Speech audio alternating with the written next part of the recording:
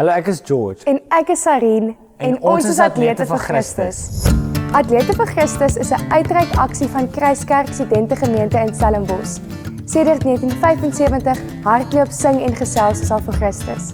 Hierdie jaar bestaan ons groep uit 23 studente wat 'n afstand van 2000 km oor ons land gaan aflê. Ons spring weg in Williston en ons eindig in Stilbaai. Ons drawers spring soggens vroeg weg en lê die afstand van een oornag dorpie na die volgende. Ons het ook 'n sangspan wat elke aand vir die verskillende gemeentes gaan sing. Ons as Atlete vir Christus se doel is tweeledig.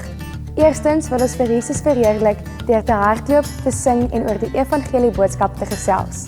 Tweedens gaan ons toer gepaard met 'n fondsinsameling ten bate van die verspreiding van Bybelstudiegidse in ons land se gevangenis.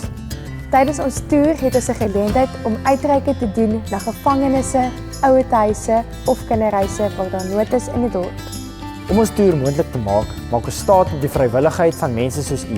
Enige vorm van bydrae, finansiëel, fisiese produkte of gebede, ontvang ons met oop harte.